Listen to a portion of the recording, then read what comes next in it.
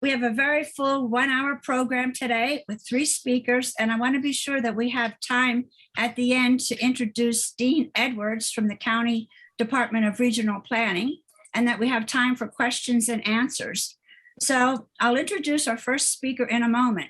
But regarding those questions, please enter your questions in the chat box anytime during the program or at the end. The chat box, if you don't know, is at the bottom of your screen. On my screen, on my Zoom window, it's at the center of the bottom of the window. And just click on it to open it and enter your question in the box where you could type. And then we'll get to those questions, as many as we can, at the end of the program. So, again, everybody, please mute yourselves. And let me turn now to introducing our first speaker. Our first speaker is Rob Bullock. Rob, with his partner Dave Anderson, is leading the effort to gain historic landmark status for his neighborhood, Historic Highlands in Altadena.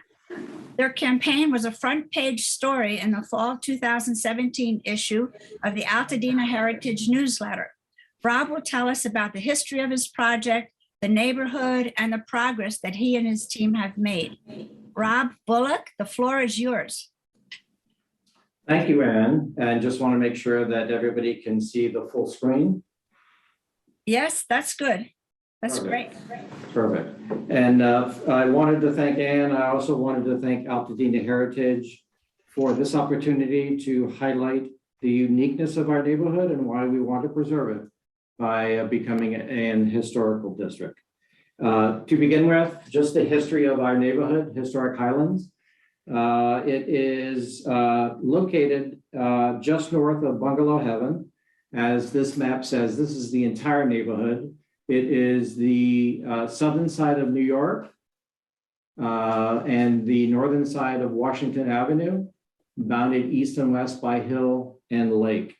It's a unique neighborhood because it's 2 legal entities. 2/3 of the neighborhood is within the city of Pasadena, and 1/3 of the neighborhood, my neighborhood, is actually located in Altadena, or unincorporated LA County. The history really begins with 2 people, Ezra Dane and David McPherson. And David McPherson in particular is unique in that he is or was the design engineer for Santa Fe Railroad, and he was a partner within the Mount Lowe Railroad, which ran from 1893 to 1937. David built his first house in 1906 on Topeka Avenue in Pasadena. And in 1919 moved and built his last house at 1120 Atchison, which is within Altadena and within our neighborhood. And so let me go to the next slide. And so as I said, it's a unique neighborhood in that it's within 2 entities.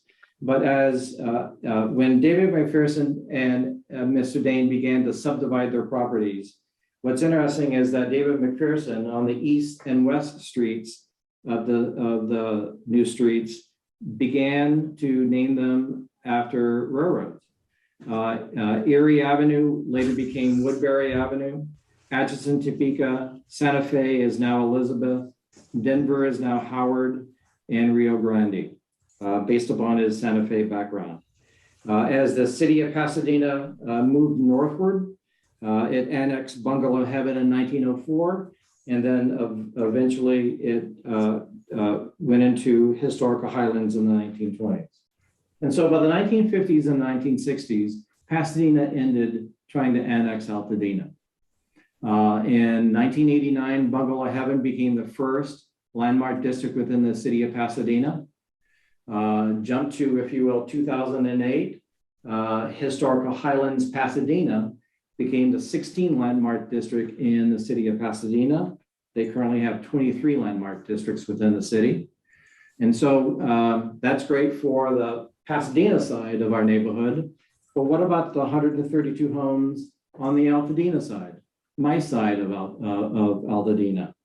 Well, the county came to the realization that maybe we ought to preserve the unique homes within the Altadena side. And so in 2015, LA County adopts the Historic Preservation Ordinance, which allows the process for applications to become a historical district.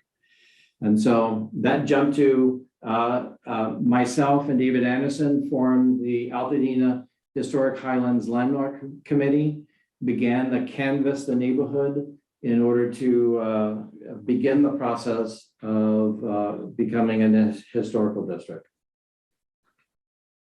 So why would and what other requirements to become a historic district? Well, Altadena Historic Highland meets 2 of 5 requirements that the county has to become a landmark or a historic district. First, it's associated with the lives of persons who are significant in the nation. McPherson is in that regard as a resident of Altadena.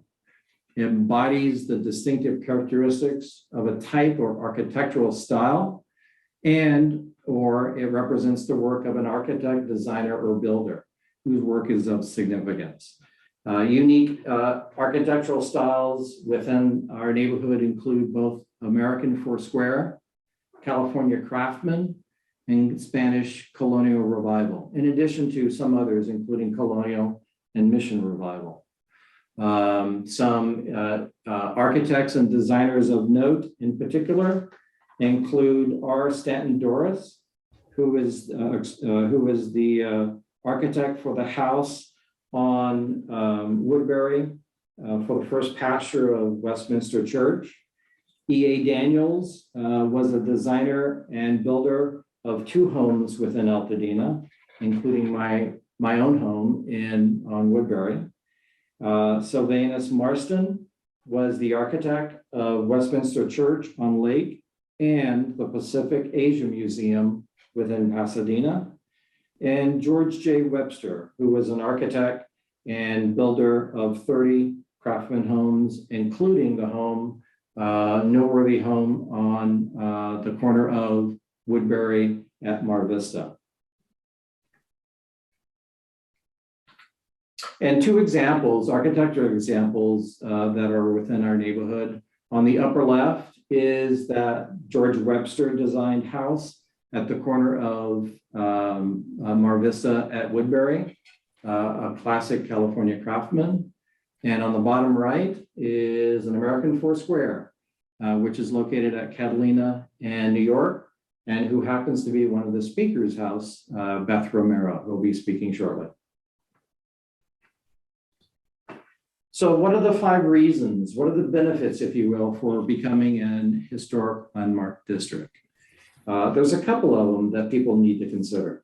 One, it maintains the look and the character of a historic neighborhood, which is the principal reason that most of us move into these areas, because we like the look and the quality materials that we use to build our homes.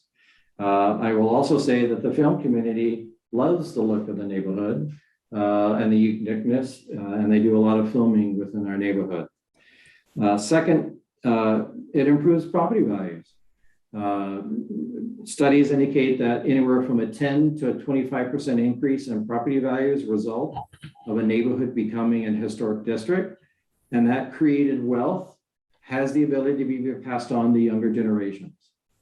Third, it allows the neighborhood to manage change by allowing renovations and improvements. It doesn't stop change, it just manages it.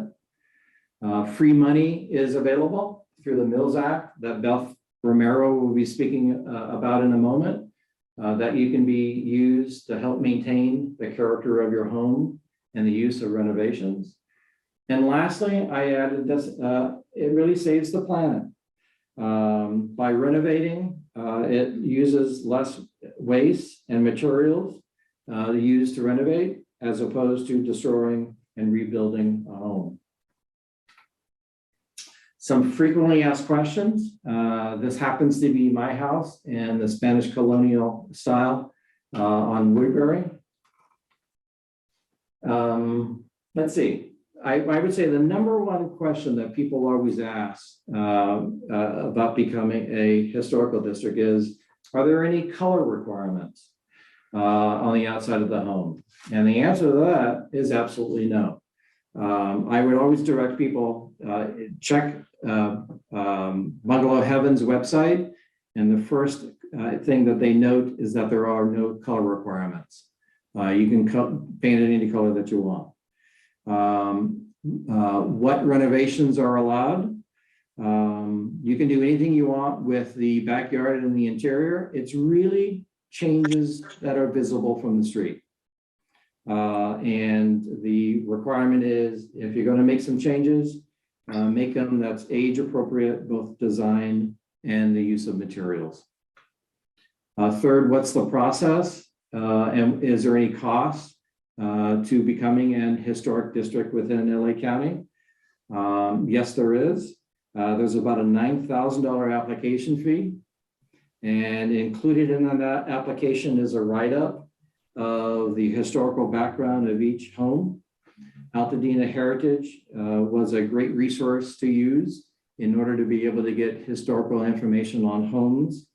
You have to write up an architectural description on each home. Obviously, you've got to survey the neighborhood homes and determine which homes are actually contributing or not contributing to the unique architectural style of the neighborhood. And lastly, you need to meet the neighbors. This is the hardest part, frankly. You've got to attain 50% plus one of the homeowner's approval, the consent, if you will, in order to take the next steps in order to become a historical district. And lastly, I would say that LA County has a process itself. Once you have all that information, you submit the application to the county. The county then has a very specific process that they go through with public meetings and in order to get everybody involved in order to get everybody's consent to become a historical district. And lastly, what's the next step for Altadena Historic Highlands? We hope to become LA County's, unincorporated LA County's first historical district and the first in Altadena. We have 2 public meetings left. And if those go well, we hope to then to be presented to the County Board of Supervisors. And we hope to get their approval once again to become the first historical district in Altadena. And so this is the proposed area for Altadena Historical Highlands. It goes from the southern side of New York Drive, from Lake to Hill, Woodbury from Catalina to Mar Vista, Atchison, which is unique in that half of the block of Atchison is in Pasadena and in Altadena. And that would go from to Mar Vista, and then Mar Vista from the southern part of Mar Vista, which is Pasadena city limits, all the way up to New York. And that's the proposed Altadena Historic Highlands. I can't thank the county enough for their guidance and assistance, and frankly, a lot of the materials that are available to see what's required and what's the process to go through to become a historical district. They also have some great handouts that can be used to educate the public and the homeowners to try to get their consent to go through this process. But if there are other areas within Altadena that are interested, I would first direct you to this particular brochure that LA County Regional Planning has on how to nominate a landmark or a historic district. That to me would be the first place to start. And lastly, I would highlight a couple of other resources. First, Altadena Heritage, once again, was really useful to get historical background in regard to the homes involved. LA Conservancy has some great materials, Q&As that will answer, I think, a lot of the public's concerns and benefits associated with becoming a historic district.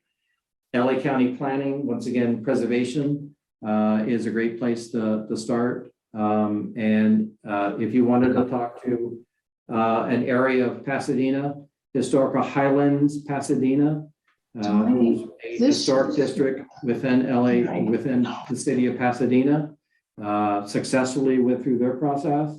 And the process is quite similar. They can give you some background. And lastly, it really all stems from the U.S. Department of Interior standards for rehab of historical districts. That's an interesting area to look at. And that's all that I have. If people have questions or concerns, if they want to get some ideas, if they wanted to take their neighborhood through this process, they can reach me through either email or my phone that's listed here.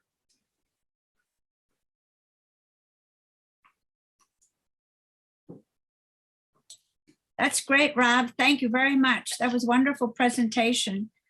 We already have a question coming in for you, but we'll postpone answering that to the end of the program. So now I'd like to turn to our second speaker, Jeremy Hunter.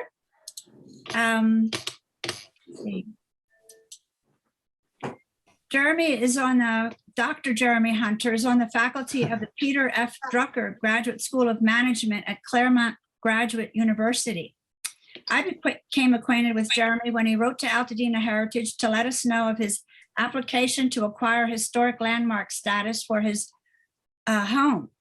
Altadena Heritage was happy to write a letter of support to the county, and we cheered when that historic designation was awarded in February 2021. So without further delay, let me turn the floor over to Jeremy Hunter. That's great. Thank you, Anne. I'll put this up here. Everybody see that? Yes. Yeah, okay. So I live in the Evelyn and Jackson Holmes House, and we happily put up this plaque a couple of months ago. So I have to say, having the plaque on the wall is a nice thing. So before I get started, I want to thank all of these people who really helped us put this together. Jocelyn Gibbs, who at that time was the head of the archive at UCSB, and my friend Ted Wells, local noted architectural historian, Barbara Lamprecht and Debbie Howlardila, who play a key role in this adventure, Casey Conley at Sappho's, who helped with our assessment, of course, Altadena Heritage. The two people listed in red are the two previous owners of our home. The Holmeses, who obviously commissioned the house, and then Mr. Richard Lees. Excuse me, Jeremy. Yes. Could you switch to slideshow mode? I think you're in edit mode. Oh, really? Okay, let's see. Let me give you a different, oh yeah, here. There we are. Thank you. Good. So Richard Lees was the second owner of this home, and so we're the third. And so the house was built in 1941, and so in 81 years, the house has only had 3 owners. And Greg Golden helped us with the house, and then Carlos Herrera and Arturo Garcia have helped us both with a gate we just made and our gardening. Kimberly Burns Turner is the greatest real estate agent in planet Earth, and Dean Edwards is a sheer pleasure to work with. So hello, Dean. My own interest in architecture started when I was 18 years old, and I opened up a picture, an article on mile-high skyscrapers in a magazine I had gotten from my high school library, and there was a picture of this mile-high skyscraper designed by Frank Lloyd Wright. And it was something in my mind activated. It was like the Manchurian Candidate. And I became totally fascinated by this structure and then Wright's architecture, and something turned off. And in 35 years, it has never, something turned on, and in 35 years, it has never turned off. When I was in grad school, I had the great fortune to be amongst the first docents at the Roby House when the Roby House was opened as a house museum. And that meant that every week, multiple times a week, I was inside the Roby House. And one of the, which, as you know, is Wright's great masterpiece. And one of the key features of it is this kind of band of art glass windows that looked out onto the street. One thing that I'll just mention for those of you who are interested is that there are ginkgo trees planted outside on the curb. And in the fall, when the ginkgo trees turned yellow, they turned exactly the same yellow as the yellow in the window. And there would be these moments where that whole surface would just completely dissolve. And it was mind-blowing, right? It was mind-blowing. The whole building just disappeared in this flux of color. And like by being, I mean, you know, I've kind of appreciated architecture from a book, and then being in architecture every day and seeing how it changed across the year really made me want to live in architecture one day. And so when we found this shot in the real estate listing of the home, my wife and I, after 4 years of looking for a house, kind of looked at each other, and I thought, okay, I think this is the one. And so that led us to an adventure. It turned out that the house was built by Whitney Smith. And it was a few years before that, Jocelyn had organized an exhibit at UCSB on Smith and Williams, who were really, at that time, I think, kind of underrated for their contributions to Southern California regional modernism. And so I happened to have the book, and I like opened it up and looking through the real estate listings, trying to find our house, and lo and behold, it wasn't there. But something that really looked an awful lot like it was there. And I thought, wow, that's pretty amazing. And so this house, I think, is the Bradley House in Pasadena. It's still there, but I don't think these doors are still there. If the Bradley House owner is here, I know that I have quietly visited your home. The police came, by the way. So, but anyway, we won't talk about that now. So what we started to realize was that the house was in really great shape. And, you know, being not entirely unobsessive, I went to all the early Whitney Smith homes. He was 30 years old when he built this house in 1941. I don't know what you were thinking about at 30, but I don't think I had the psychic or emotional wherewithal to build a house, right? Let alone a nice house. So, and what I started to realize in looking at all of these early Smith homes is that there were very few that were in the original condition. And so I called up Jocelyn and I said, well, we have this Whitney Smith house, and it's in really great shape. And I didn't find anything about it in the book. And I was wondering if you had anything in the archive. And we looked, and and she said, well, how do you know it's a Whitney Smith house? I said, well, we have the blueprints. And so the blueprints came with the owner, who, bless his heart, saved them. And Mrs. Holmes had saved them and then transferred them, her estate transferred them to the next owner. And so we had this kind of living proof that we were living in a kind of lost Smith house. It was built with his friend Frank Grease, who went on to become I think, president of the Southern California, or the Los Angeles AIA later.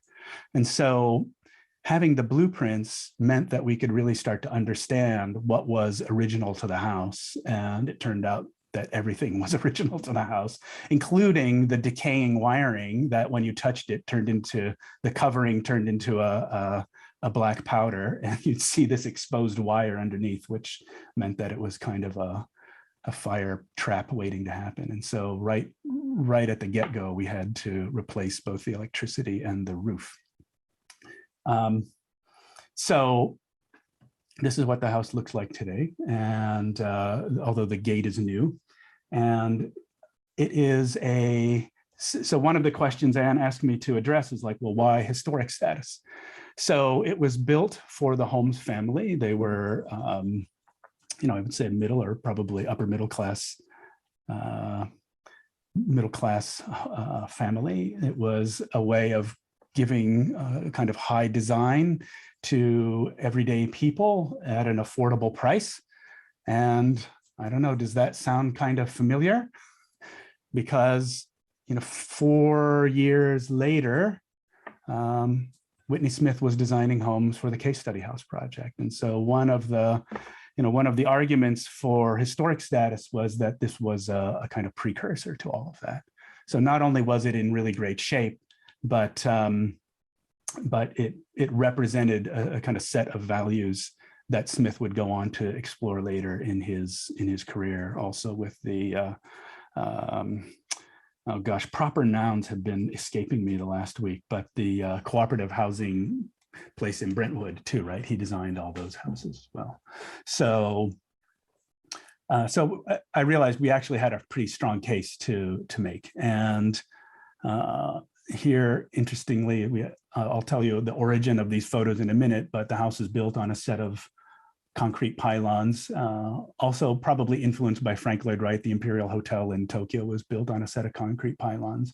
And to give you an idea of like what hasn't really changed is this is the house kind of immediately after it was finished. Notice the landscaping. And this is the house probably earlier this year. We had to take great pains to pick up every errant Lego piece from my son off the floor to make it look like we actually are civilized humans. But you should know that the house doesn't actually look like this from day to day. Another interesting thing about having the blueprints is that you could see what was not there. And there was originally a badminton court in the backyard. And then we had this photo of this young man playing badminton in, so we know that it was real. And, you know, if you saw the earlier photo, let me see if I can find my cursor. Here we are. The house doesn't look out onto a badminton court anymore. And so it's a very lush, beautiful, very mature backyard. And so like really seeing the shifts and changes over time that the house had made was really quite fascinating. And so this is Evelyn Holmes looking very elegant right at the beginning. I think this is when the home was first finished. And we still have the same door handle, although it's 80 years later. There really hasn't, even the lighting fixture is still the same. And so the sense of continuity, this has been fascinating, and really kind of understanding and learning about the house. The history of the house has been in part learning about the history of the Holmes family. And this is Evelyn 10 years later. And this is Evelyn 40 years after that with her grandson, Mike, who we got to know in the process of really researching the house and learning about the people who lived here and who built it. And Mike was incredibly generous and in finding and sending us these photos. And without his help, this would have been a much less richer project.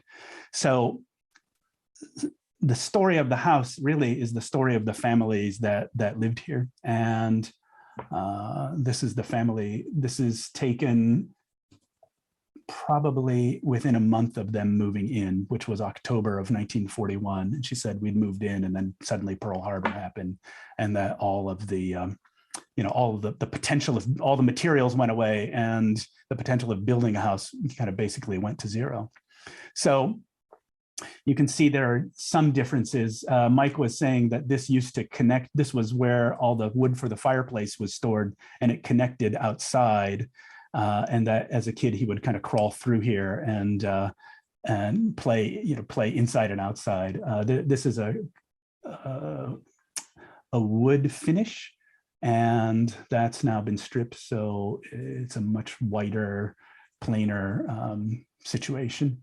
The second owner was into music, and so this set of shelves over here held at least part of his record collection. And so the story really is about kind of understanding family, and this isn't anything to do with, say, historical preservation, but probably in the department of interesting things that happen when you own an old home, is that we got to know the Mrs. Holmes's family in an unexpected way when we found his brother's ashes secreted away in the bathroom cupboards.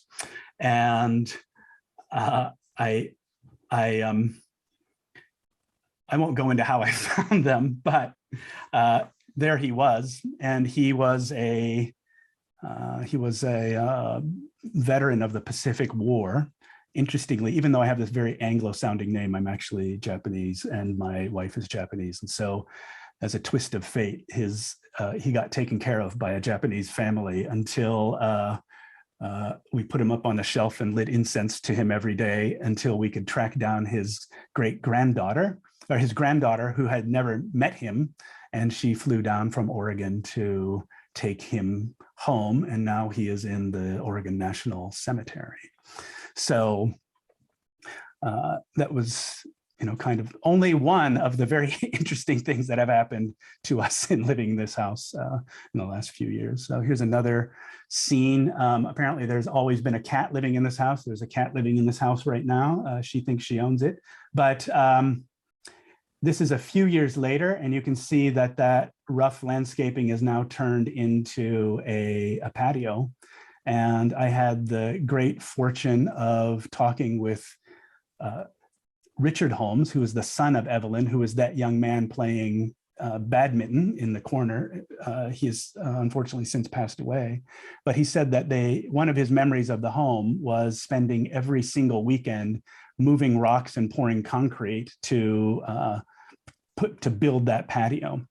And of course, that really made me realize how much effort and energy went into creating and taking care of this place.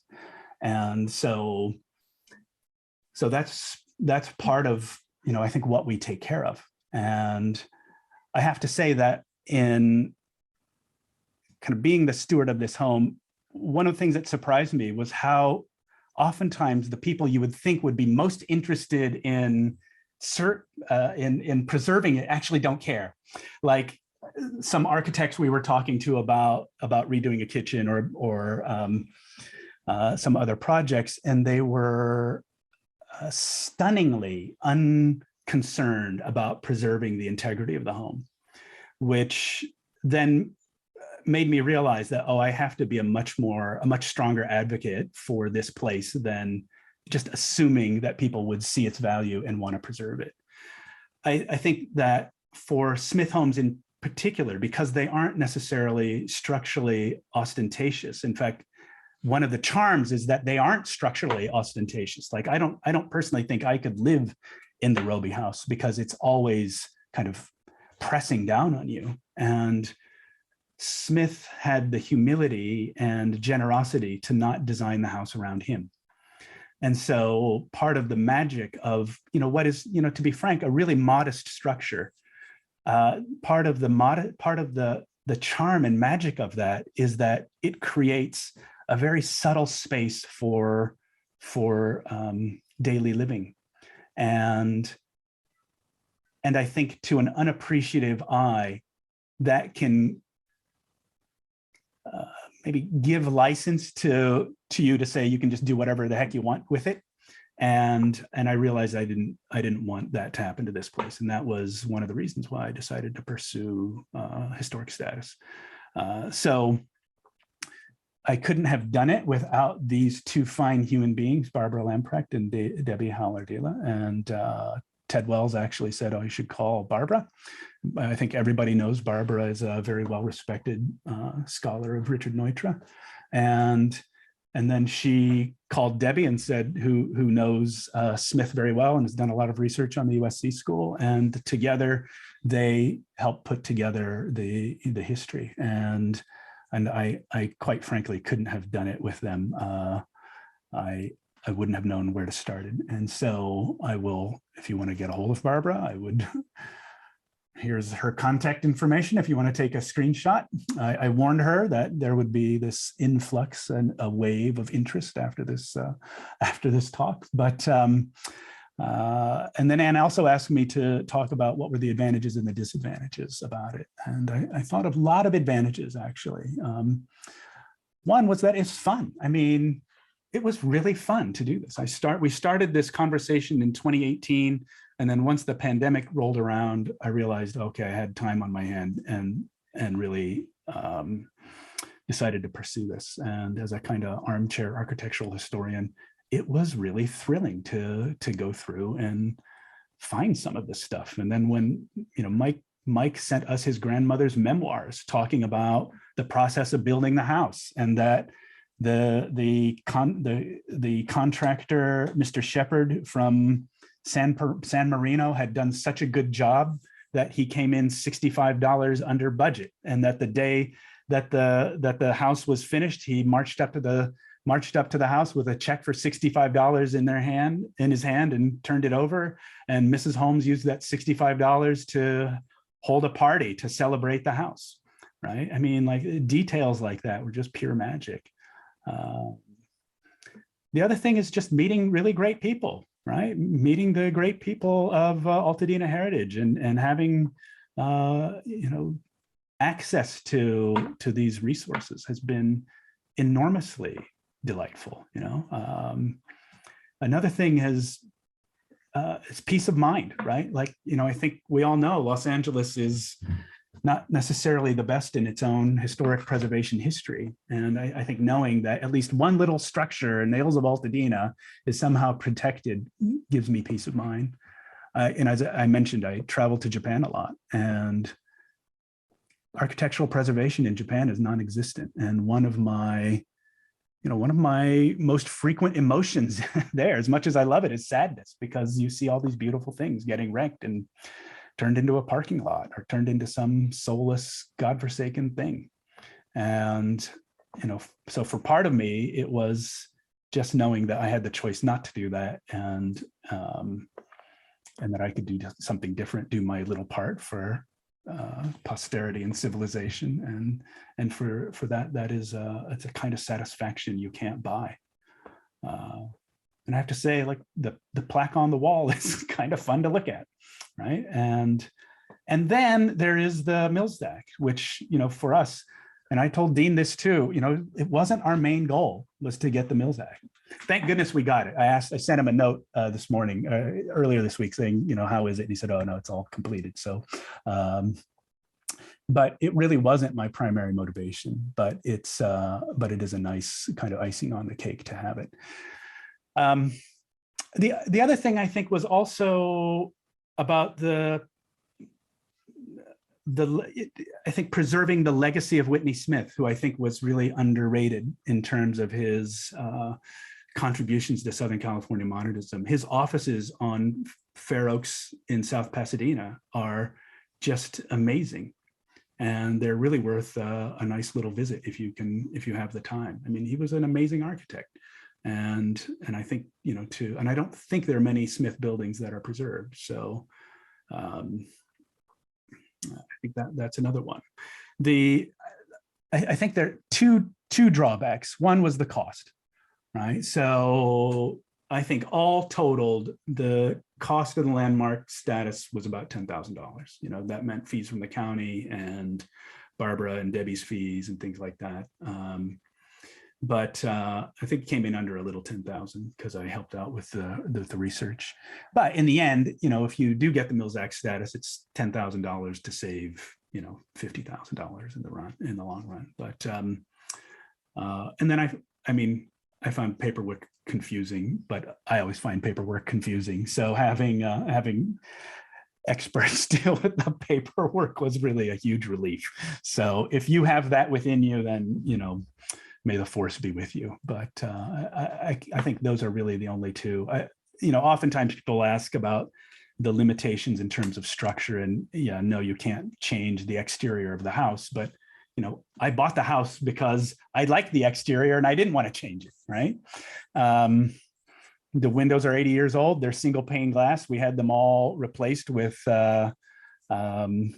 tempered glass because we have this little child. They all have 3M solar coating on it, so it keeps the house reasonably cool. But the Pella window people come by and say, "Don't you want to replace your windows?" And I said, "No, I don't want to replace my windows." So, so for me, the structural alterations aren't really a huge limitation because I like the structure as it is, and but that's me. That's all I can think of to talk about. I mean, there are a million stories actually, but I think these are the highlights. And if that's but and I'd be happy to answer any questions about the process. But for me, it was just such a huge thrill, and I found the landmarking process to be much more enjoyable than I imagined it would be. So that's all. Well, thank you very much, Jeremy. That was really interesting and great pictures. So now I'd like you to, if you could stop your screen share, and we'll turn to our next speaker. And let me get ready for that. So our next speaker is Beth Romero. Beth Romero moved into her home in Altadena in 2019 with the intent to restore her American Foursquare to its previous glory. She has a passion for historic homes and has spent the last 24 years of her life restoring this home and 4 other homes to their original splendor. So now Beth is going to talk to us about the Mills Act. She'll give a brief presentation, and I'm going to put the slides up. So let me find that slideshow. Okay. There we are. And Beth, go ahead. Got it. Thank you, Anne. And thank you, Altadena Heritage, and to Robert and to Jeremy. I just loved hearing about your house, but I love talking old homes, so I could sit there and listen to you all night long. So the Mills Act, I have, my husband and I have restored, like Anne said, 5 homes, and 2 of them we have gotten on the Mills Act, and then sold the house with the Mills Act, which I'll talk about in a minute. But tonight we'll talk about what is the Mills Act, the benefits, does your property qualify, and how to apply. So the Mills Act, next. The Mills Act is an incentive program for the preservation and restoration of qualified historic buildings by private property owners. Local governments have the authority to enter into contracts with owners of qualified historic properties who actively participate in the preservation, restoration, and maintenance of their historic properties while receiving property tax relief.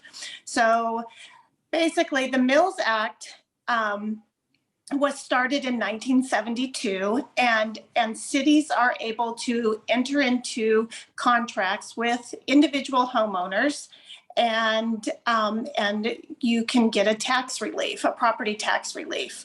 That is one of the benefits of the Mills Act, is that you can you qualify for a property tax reduction of up to 50% to help fund the restoration, preservation of your home or the building.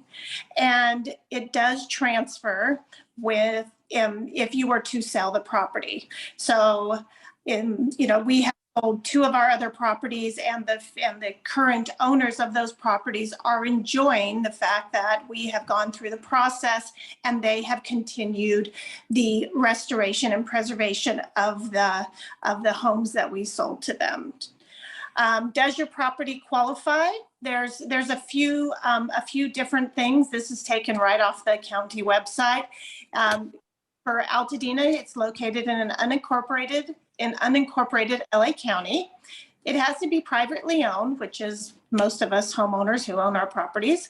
It can't be exempt from property taxation, and it's got to be listed on the National Register of Historic Places or is a contributor to a registered historic district, or in the state or county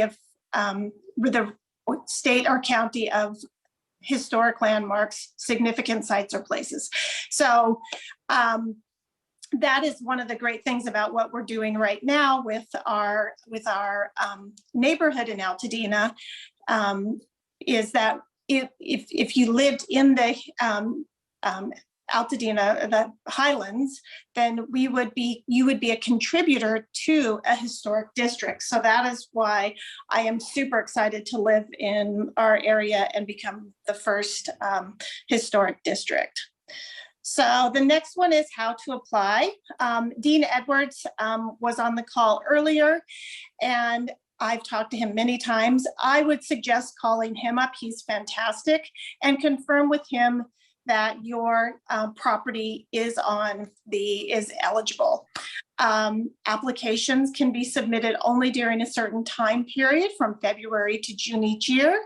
And then it is a quite lengthy process, so don't get overwhelmed. Thank you, Jeremy, for saying don't bog down with the paperwork, but it is kind of a lengthy process for the Mills Act, but it is definitely worth it because it does pay off in the end.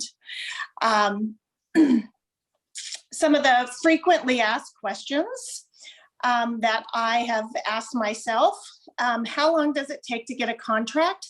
And contracts, if you have the application process from February to June each year, by December of that year, the contract will be finalized and your property will be reassessed after January 1st of that following year. And then when you get your property tax statement for the coming year, that's when you will see the adjustment. And there will be something that says Mills Act and what the it will definitely break it down because I've seen it a few times. Some of the questions are what property improvements are eligible? And the answer is most improvements are eligible as the intention is to encourage the preservation and restoration of historic properties. So there's not too many things on there that are not going to be eligible. And next one, are there guidelines to follow for my restoration project? Yes, the Secretary of Interior standards for the rehabilitation of historic properties must be followed. And I will say that while that sounds, it could be oh my gosh, I have to follow this. It's a very wide range. It's not like they say, oh, well, you can't do this or you can't do that. It's not that at all. So when I was reading the standards, it was very, I mean, if you're going to restore and preserve a historic home anyway, you're going to fall within the guidelines. Every time I should say that. And some questions are asked another question, is there a limit to the number of properties that can receive a Mills Act contract? And the answer is no, there's no limit to the number of contracts that the county can award each year. So that's good for us because it doesn't mean that we're all fighting for one spot. There's multiple contracts that can be, there's no limit. And am I required to open to the public? No, you aren't. I know that everybody has seen where you've had these historic tours. I know Bungalow Heaven has them quite often. There was one with South Pasadena Heritage where you have these tours, these historic tours, and you're not required to open to them, but I found it where it was just so exciting to be able to open up our homes to the public and share what we had done with our restoration project and really show people and show people what you want your neighborhood to look like and that you're proud of the fact that you have spent your life restoring these beautiful historic buildings. So I'm great. I love the Mills Act. I think it's a great program. And if you have any questions, let me know. And I just want to say this is a very high level. There's lots of details, but I didn't want to overwhelm you guys with really diving deep into it. But it is a great program to be a part of. So that's all. Thank you. Thank you very much, Beth. That was great. Really nice, a succinct explanation of the Mills Act. And now I'd like to introduce Dean Edwards from the county. He told me what his title was, and I've forgotten already, but I'll call him Preservation SAR in regional planning. So Dean, could you say hello and tell us a little bit about the preservation ordinance at the county? Sure. Thank you for inviting me to your meeting. I know we're coming up to the end of it, so I'll try not to spend too much time. I coordinate the county's historic preservation program, which is comprised of the Historic Preservation Ordinance, which has provisions for designating and preserving historic properties. That would be landmarking, creating historic districts, and then reviewing work on those properties.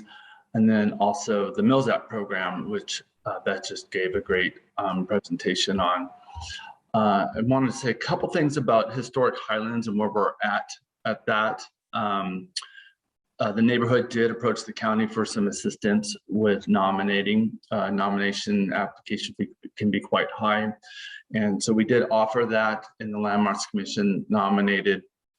You have to have more than 50% of property owners consenting to be a historic district. We had that at the time of the nomination. Our code requires that we ask for it again afterwards, then we lost it, unfortunately. But our code has a provision for extending that timeline. So we sent out a letter to the property owners that didn't respond, and now we're at 55%. So we have 5% cushion. I'd like to have more, but that's the minimum. So I'm feeling pretty comfortable about that. That should not change as we move forward to the next public hearing, which will be the Landmarks Commission, where they're going to make a determination. Does it meet the designation requirements? And I'm confident that it does. It then goes to the Regional Planning Commission, who will review standards and guidelines for the historic district, and then it goes to the board. So we do have a lengthy process ahead of us still. The district is currently protected at this point until the board makes its decision. I do also want to mention the thing about the Mills Act is there's a maximum assessed value for property within the program, and unfortunately it's quite low. It's $1 million. But one of the things that we want to try to do as Historic Highlands goes through the process is at some point raise that probably around 1.6, 1.7, so we can bring in those properties. And it may end up being limited to just property that's on the county register at that point. And just a couple other things real quick, if you don't mind. We do have a project that will be coming up. We're doing an area plan that includes Altadena, and we'll likely be preparing a historic context statement, which is the background information for a survey. So that may be coming up in the next couple of years as we look for funding for that.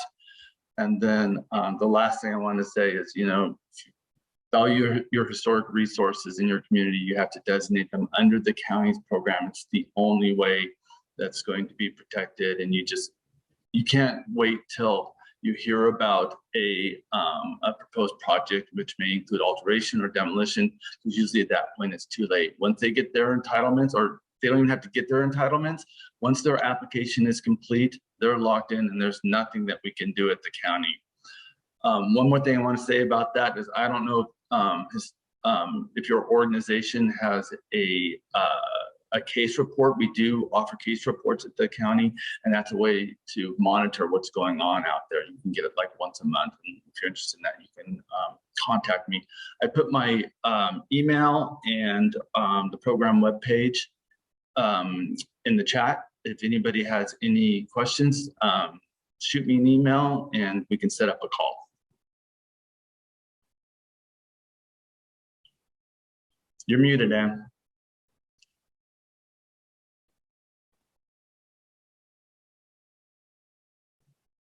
Anne, you're muted.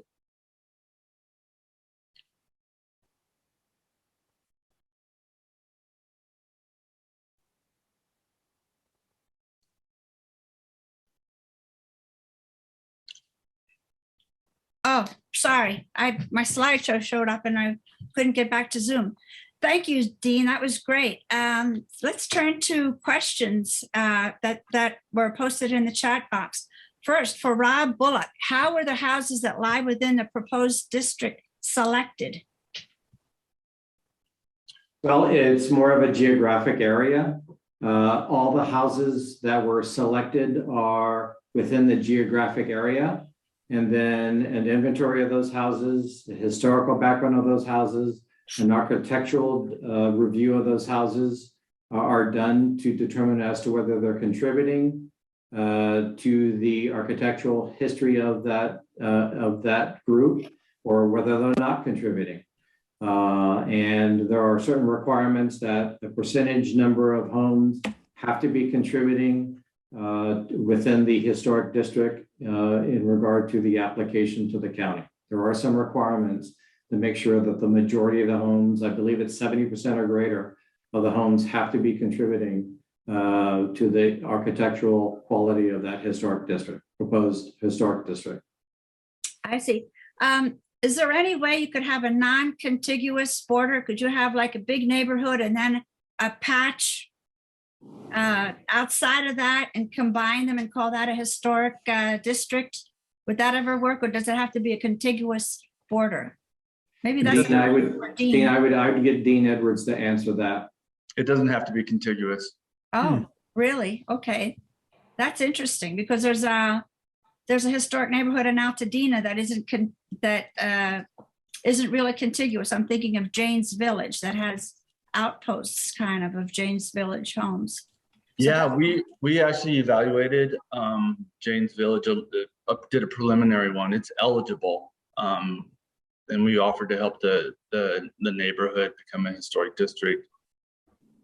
So Dean, you mentioned that another historic district was Altadena. Are you talking about the whole community, or I didn't quite get what that historic district was? Oh, what I mentioned was there's going to be a historic context statement for an area plan that Altadena will be part of. So the community of Altadena will likely have its own historic context statement, which is basically, it's the history of the community, and then it identifies the themes and sub-themes that can be used for a historic resource survey. Oh, terrific. That's great. I wanted to mention that Rob Bullock mentioned that Altadena Heritage was very helpful in his doing the research for his project. And I'd like to say that anybody who wants to has access to the Heritage Architectural Database. It's called AHAD, AHAD. And you can find a link to that on the Altadena Heritage website. It's altadenaheritage.org. And then do a search for AHAD, AHAD. And anybody can type in an address of a home they think is at least 50 years old, and see if it's in the database. And our database is pretty big. So, and you can get what you get is then a PDF that you can download and print out. So it's very, very helpful. Let's see, what other questions do we have here? Somebody said, Jan Martin said that she has, I think she meant to say that she has a Whitney Smith house that was built in 1938. Jan, can you unmute yourself and tell us if that's, is that what you meant? You have a Whitney? That's right. I live in the Coates house. It's in the Gebhard book. Oh, terrific. Very nice. Yeah, it's a beautiful place. Good. And then It will be more beautiful if I did more work and made it cleaner. I haven't cleaned up my Legos. okay, so someone asked, Michelle asked, how did you help convince people who were against being in a historic district? This is for Rob Bullock. Was that pretty intense? And did you win many people over who had been dead set against it? The first step is educating them.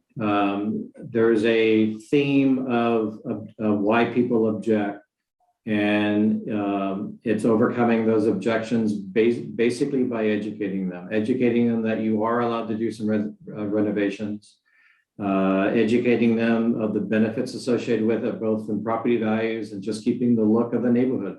Most of us move into the neighborhood because we like the look of the house, and all we're trying to do is to preserve that look and allow you to do some changes, but do it that takes in the quality and the design and the materials that are being used. It's been, I must say, it's been, COVID didn't help, but we've probably have gone through the neighborhood 3 to 4 to 5 times of knocking on doors. Half the battle is just getting people to answer the front door.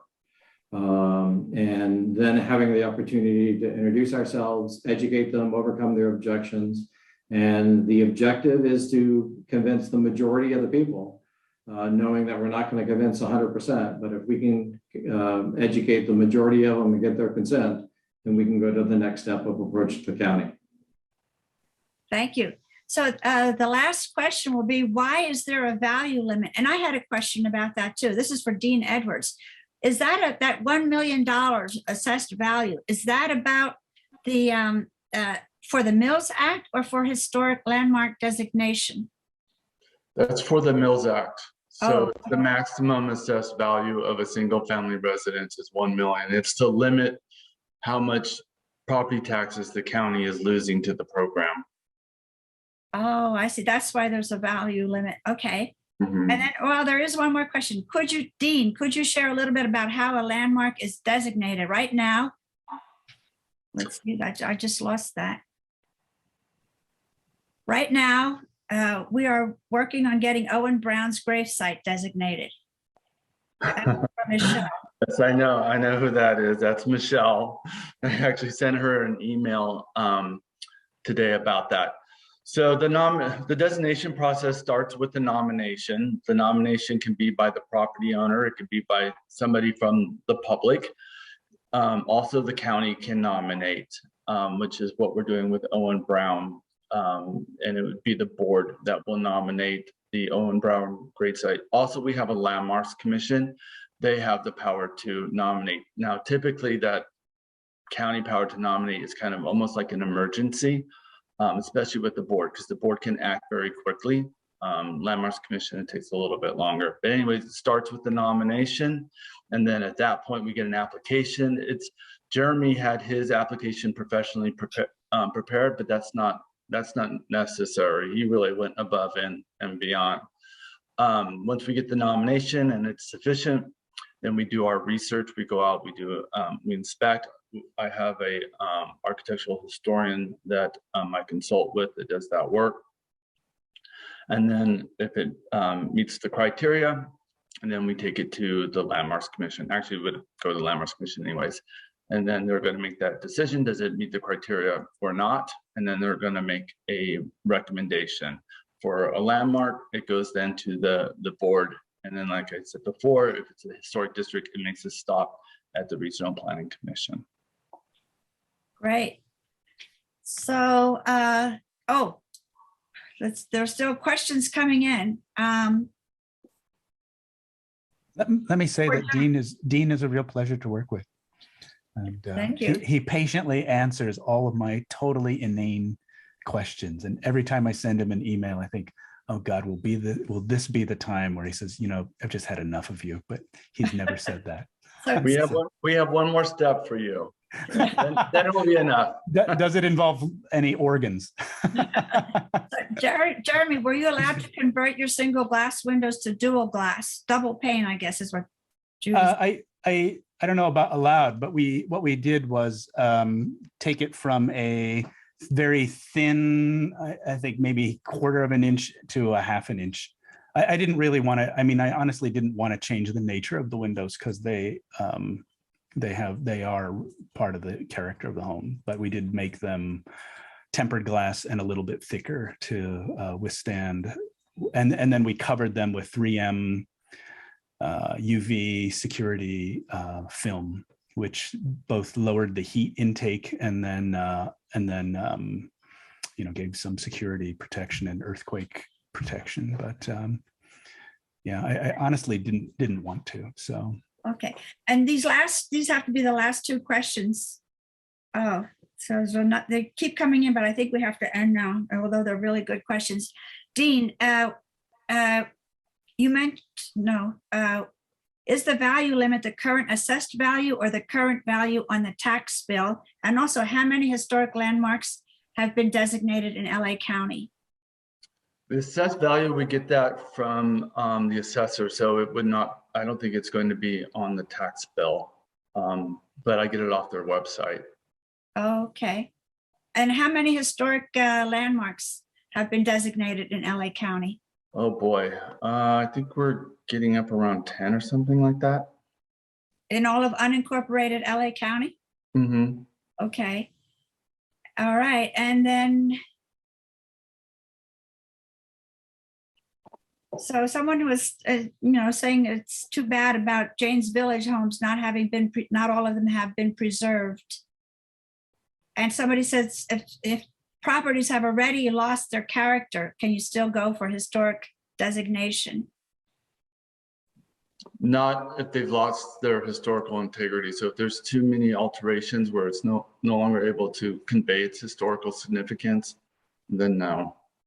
Okay, so that affects the ability of the neighborhood to get historic district? Yeah, because you'd have less contributors. I see. Okay, that'll have to be it, everyone. It's been a great meeting. We've had we thank Dean Edwards for joining, Rob Bullock, Beth Romero, and Jeremy Hunter for their great presentations and a great Q&A session. Thank you very much and good night.